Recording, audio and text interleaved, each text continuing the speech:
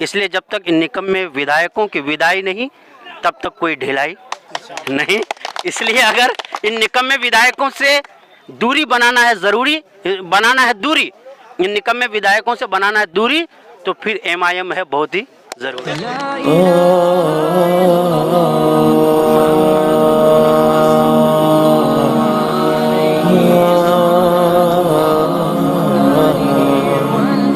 अस्सलामुअलैकुम, नमस्कार, आदाब। मैं हूं आपका दोस्त असद रब्बानी और आप देख रहे हैं अपने न्यूज़ चैनल सच्ची बात जनता की आवाज़।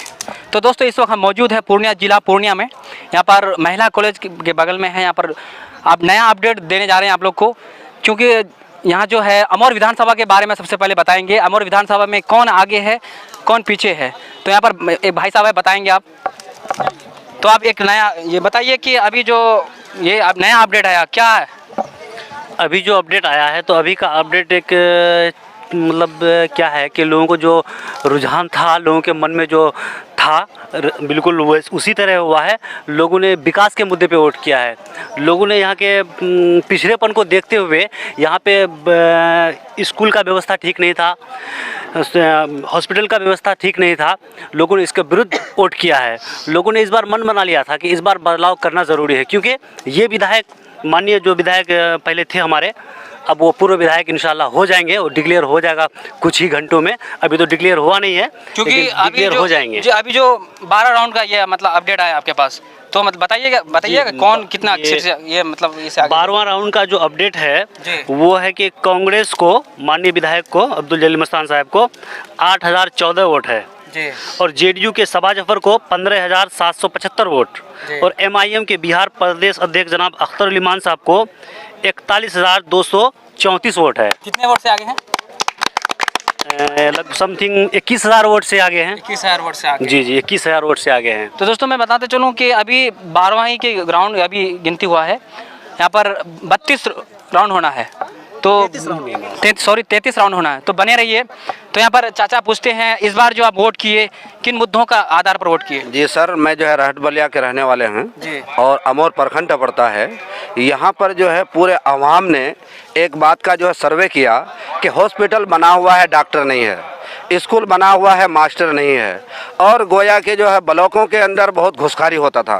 तो पूरे जो है अमौर और बैसाखा जो है आवाम मिल करके, ये पूरा प्रखंड मिल करके जो है यानी बदलाव का जो है पूरा बच्चे बच्चे, नौजवान, बूढ़ा बूढ़ी, औरत मर्द, सब जो है दुआओं में और कोशिशों में नमाज पढ़ करके, दुआ करके, रोज़ा रख करके सब जद्दोजहद कोशिश किए हैं।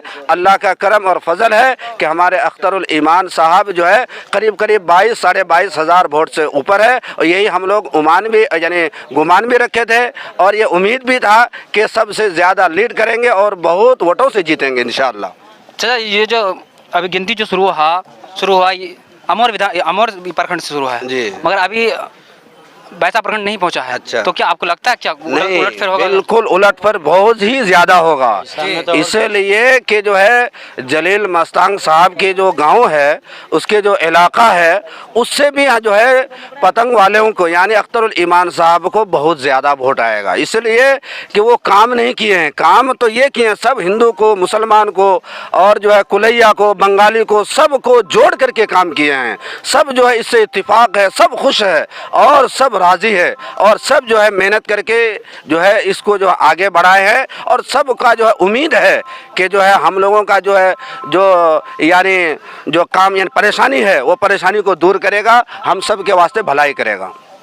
हजरत, यहाँ पर MIM 24 सीट से लड़ रहे हैं यहाँ पर सीमांचल में, तो आपको क्या लगता है कि 24 सीट में कितने सीट जीत पाएंगे? 24 में से अभी तक जो रुझान है 7-8 तो हम पक्का देख रहे हैं जी। आगे देखे फिर होता है क्या। अभी कल जो बता रहा था कि महागठबंधन की सरकार बन रही है, फिर अभी जो पोल आ रहा है तो फिर नीतीश की सरकार नहीं। अभी ये तो अभी हम ऐसा चल रहा है कि अभी 1/3 वोटों की गिनती है, अभी 2 तो बाकी है जी। अभी 2 होने के बाद समझ में आएगा कि सरकार किसकी बन रही है और सरकार किसकी नहीं बन रही। लेकिन एक बात मुझे लग रहा है कि सीमांचल में जो गुर्बत और मुफलिसी की लड़ाई थी जी, और सो कॉल्ड सेकुलर लोग जो आवाम को ठग रहे थे, तो सो कॉल्ड सेकुलरों को इस मर्तबा मुँह की खानी पड़ेगी। उनको समझना पड़ेगा कि आखिर जिस कौम ने, जिस कम्युनिटी ने आपको एक तरफा वोट दिया, आखिर वो इतना नाराज़ क्यों है। उसको कहीं चिंतन करना पड़ेगा कि ये आपका वोट बैंक MIM की तरफ खिसक रहा है क्यों, इस पर उसको बहुत ज़्यादा विचार करना पड़ेगा। लेकिन सीमांचल ने यह साबित किया, मुझे लग रहा है जो अभी रुझानात आ रहे हैं कि सरकार चाहे किसी की भी बने, लेकिन दारुल ईमान यानी किशनगंज में आए बगैर उसकी सरकार नहीं बन सकती है, इतनी बात तय है। और किशनगंज जब आएगा तो फिर किशनगंज से मुराद मेरे सीमांचल है, सीमांचल पावर बताएगा कि यहाँ के वोटों की क्या अहमियत है। अब तक जो आपने ठगा है, अब हम आपको बताएंगे कि सरकार कैसे चलती है और जो है असली सेकुलरिज्म क्या है। सर आप एक मौलाना है, मौलाना पर आरोप लगता है कि ये जो कह रहे हैं कि विपक्षी पार्टियाँ कह रही हैं कि मौलाना अधिकतर मौलाना MIM को सपोर्ट करते हैं, आखिर MIM में क्या खासियत है? ये बताइए आप कि अधिकतर मौलाना अगर MIM को सपोर्ट कर रहे हैं तो मौलाना असरारुल हक साहब का MIM में थे? भाई बोलिए। मौलाना उबैदुल्ला आज़मी साहब जो कांग्रेस के बहुत बड़े लीडर हैं, वो क्या MIM में थे? जी। MIM तो मौलाना सपोर्ट MIM नहीं बल्कि कोई भी मौलाना हक का सपोर्ट करेगा। और मुझे लग रहा है कि हमारे हक की लड़ाई अभी MIM लड़ रही है। असदुद्दीन अवीस साहब की क़यादत अच्छे से लड़ाई लड़ रही है। और ये लोग जो कहते हैं A टीम और B टीम, ये सब वैसी बातें हैं जब हार क्या बोलते हैं, खिसियानी बिल्ली और खंबा नोचे वाला हाल है। ये खंबा नोच रहे हैं। अगर कहीं ना कहीं जिधर आप इशारा कर रहे थे कि सरकार अगर किसकी बनी नहीं बनी, कहीं ना कहीं अगर सपोर्टिंग की ज़रूरत पड़ेगी तो उस वक्त जिस तरह सूरज को आप देख रहे हैं बगैर शक के, वैसे देख लेंगे कि अवैसी साहब किन की ताकतों को मजबूत कर रहे हैं, किन के हाथों को मजबूत कर रहे हैं। अवैसी साहब का यह मकसद नहीं है कि एक कोई खुल के बात की जाए तो बीजेपी को लेकर आ जाए, हरगिज़ ये मकसद नहीं है। अवैसी साहब का मकसद ये है कि सेकुलर वोट जो हमसे ले रहे हैं और हमारा हक नहीं दे रहे हैं, हम इधर से जाकर के सेकुलर के हाथों को मजबूत करेंगे और हक छीनकर जबरन हम पटना से सीमांचल की धरती पर लेकर आएंगे। आपका नाम? जी, मेरा नाम शाहनवाज नासिर हुआ। चलो, आपका बहुत शुक्रिया, बहुत अच्छा से डिफाइन के साथ साथ जो है सैयद रुकनुद्दीन साहब जिनके लिए मैंने काम किया है, वो काफ़ी मेहनती और बहुत कुछ ये किए। एक बात व्यूअर्स को एक अपडेट देना चाहेंगे कि सैयद रुकनुद्दीन साहब कितने वोट से मतलब आगे हैं? सैयद रुकनुद्दीन साहब इस वक्त हाजी अब्दुल सुभान साहब यानी RJD से तकरीबन 4,500 से 5,000 वोट से आगे है। जैसा कि इलेक्शन 6,000 हो गया, अभी नया अपडेट आ रहा है। साथी बहुत जागे हुए हैं, सबका अब लोग सोए हुए नहीं, ये सबसे बड़ी बात है। अब ऐसा शेर है कि सबको जगा दिया है। तो 6,000 वोट से आगे है। और सैयद रुकनुद्दीन साहब को मैं अग्रिम बधाई देता हूं। एक बात और मैं बताना चाहता हूं कि ये लोग जो शोषा छोड़ते हैं कि इसका वोट काटा उसका वोट काटा, एक कम्युनिटी मखसूस है, समझ रहे हैं आप? तो उस कम्युनिटी का हाजी साहब या तो वोट लेते थे या वोट लेते थे कौन? विनोद यादव जी। तो हाजी साहब के वोट बैंक जो उस कम्युनिटी वो क्यों खिसक रहा है? भाई खाली मुसलमान का मैटर नहीं है जी। हमारे जो बिरादरान है वतन हिंदू भाई, उनका वोट हाजी साहब क्यों नहीं ले पा रहे जी? कहीं ना कहीं आप जो है नाकाम साबित हो रहे हैं। और ये सिर्फ 22 क्षेत्र नहीं है, 22 से ज़्यादा पूरे बिहार के संदर्भ में अगर लें, आप देख रहे हैं कि RJD खिसक रही है, अभी नीचे आ रहे, जैसा कि शोर मचाया जा रहा था कि वो जीत रही है। और मेरी दुआ भी है कि वो सेकुलर कहीं ना कहीं जैसा भी है, हाथ पैर टूटा हुआ ऐसे ही, लेकिन कहीं ना कहीं है, तो मेरी दुआ भी है कि वो जीते। लेकिन हम जो यहाँ पर जो निकम्मे लोग थे, विधायक जी, मैं एक बात आपको कहता हूँ कि 22 के साथ साथ पूरा सीमांचल ही आज गुर्बत, बेबसी और मुफलिसी की लड़ाई लड़ रहा है चंद निकम्मे विधायकों की वजह से। इसलिए जब तक इन निकम्मे विधायकों की विदाई नहीं, तब तक कोई ढिलाई नहीं। इसलिए अगर इन निकम्मे विधायकों से दूरी बनाना है, दूरी इन निकम्मे विधायकों से बनाना है दूरी, तो फिर MIM है बहुत ही जरूरी। एक शेर मैं कहना चाहूँगा अभी, ये जो सेकुलर, ये जो पार्टियां जिन्होंने हमको अभी तक ठगा है, बचपन से लेकर 55, हमारी उम्र तो नहीं हुई लेकिन हमारे बाप दादाओं के बचपन से 55 तक जो ठगा है, उनके लिए मैं कहूँगा कि आप चिंतन भी कीजिए, मंथन भी कीजिए, जो भी करना कीजिए, लेकिन खुदा के वास्ते कीजिए।